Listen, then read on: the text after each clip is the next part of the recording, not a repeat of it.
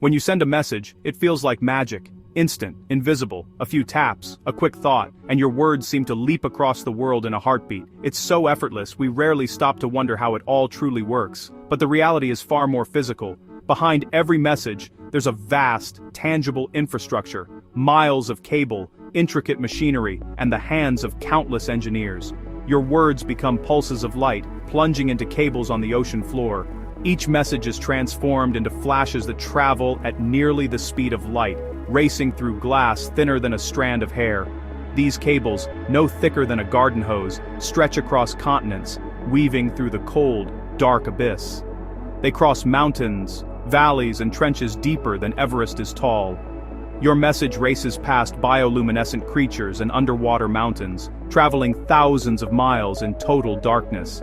It slips silently by ancient shipwrecks and the mysterious life that thrives in the deep. This is the hidden world that keeps our digital lives connected, an unseen network, more complex and vast than any city, quietly humming beneath the waves. The internet isn't a cloud, it's a vast physical machine with its heart beating beneath the waves. Storms may rage above, but the cables below endure, carrying our hopes and stories. The ocean is unforgiving.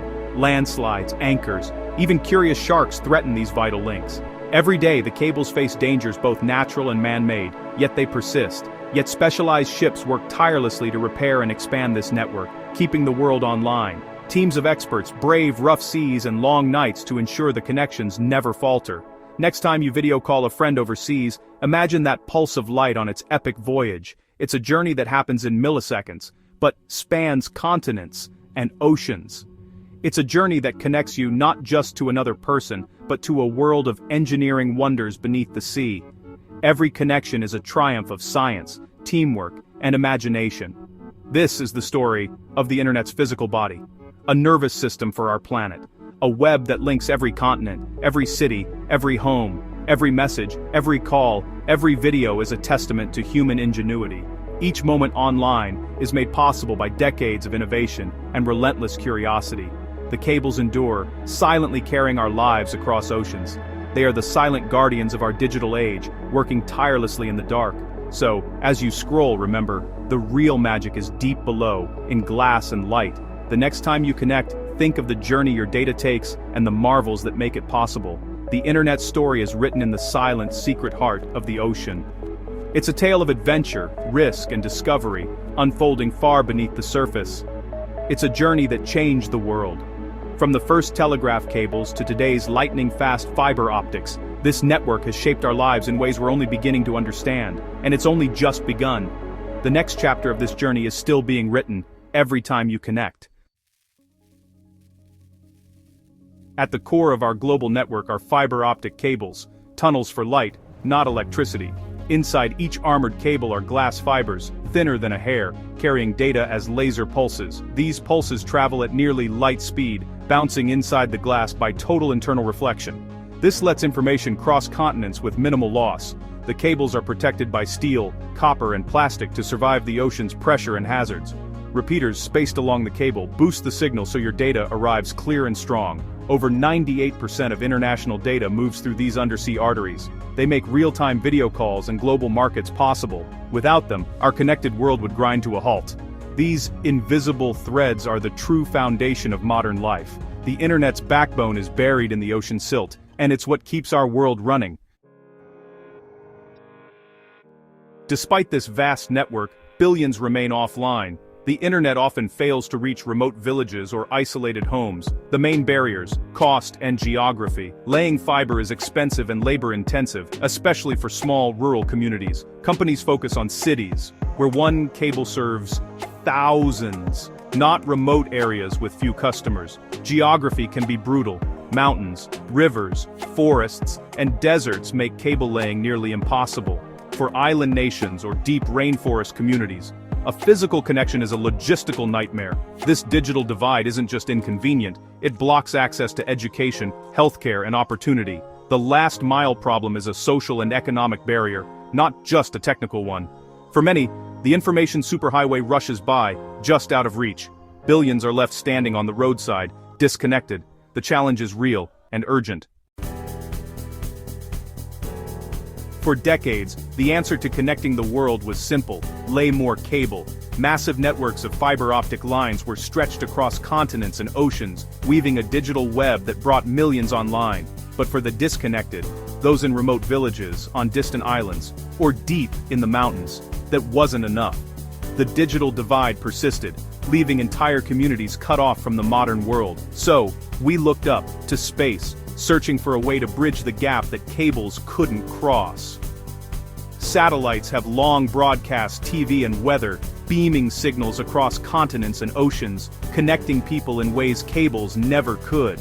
But early satellite internet was slow, expensive, and plagued by frustrating delays that made even simple tasks a challenge. The problem? Old satellites orbited 22,000 miles above Earth, creating huge time lags that made real-time communication nearly impossible.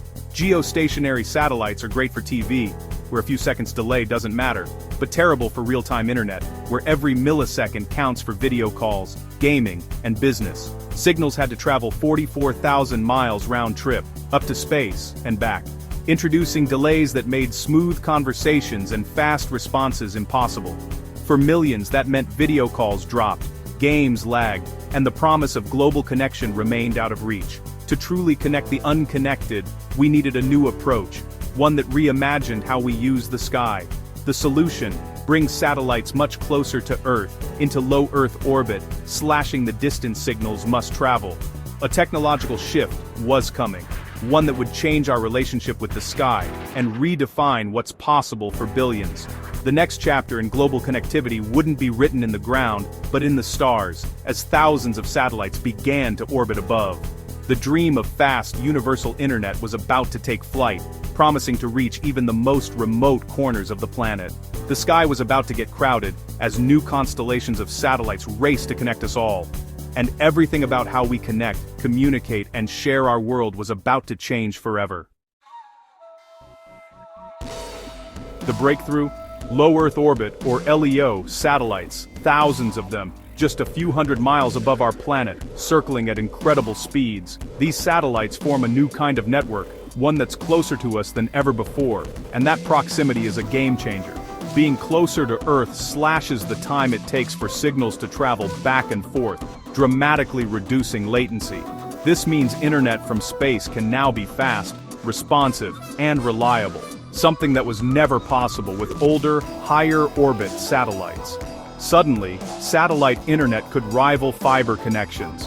Video calls are crisp and clear, online games are smooth and playable, and streaming movies feels instant, even in places where cables have never reached.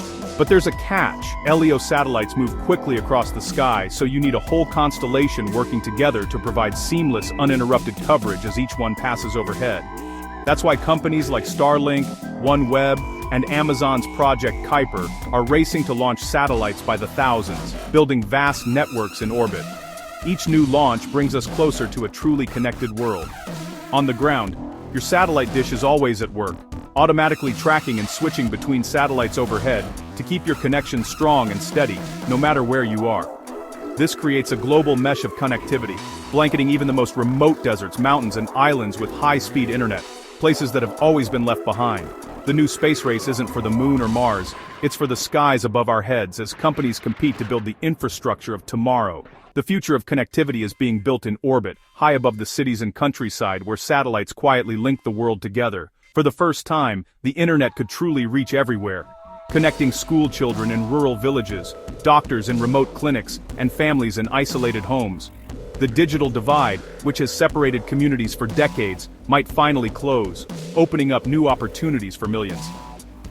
The world is about to get a lot smaller, as distance and geography become less of a barrier to connection and communication, and the sky, a lot busier, with thousands of satellites weaving a new web of possibility above us all.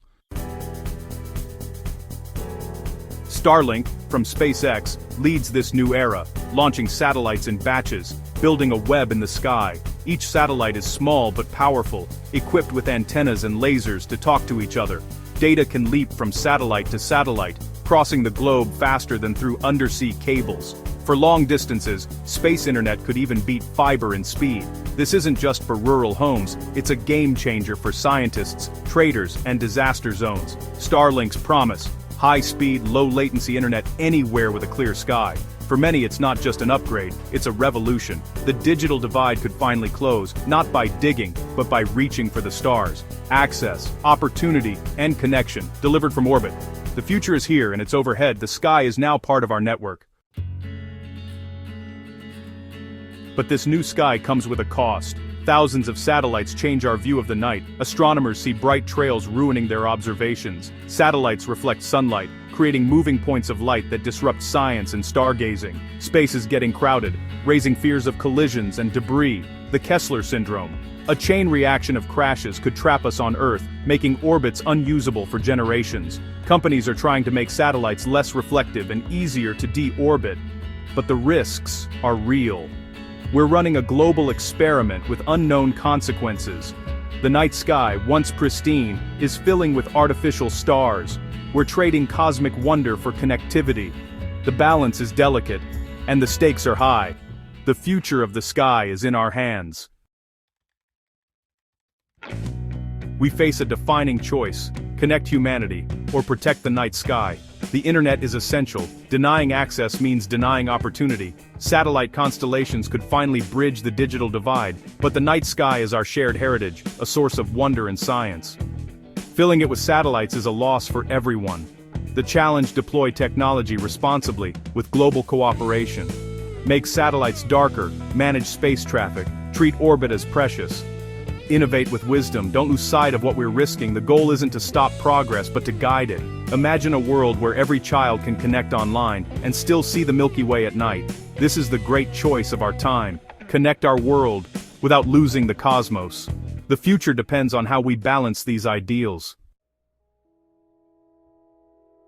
The story of global connection is still being written. From undersea cables to satellites, it's a tale of ambition and overcoming barriers. The internet's promise where you're born shouldn't limit what you can learn or who you can become. For too long, billions have been left out. Now with cables and satellites, we can finally build a web for everyone. But we must proceed with care, as stewards of both Earth and sky. The final chapter depends on the choices we make: policies, technology, and values. The goal: connection is a basic right, not a luxury. The internet should belong to all, not just companies or nations. This is the unfinished story of our time. The ending is up to us. Let's write a hopeful one, together.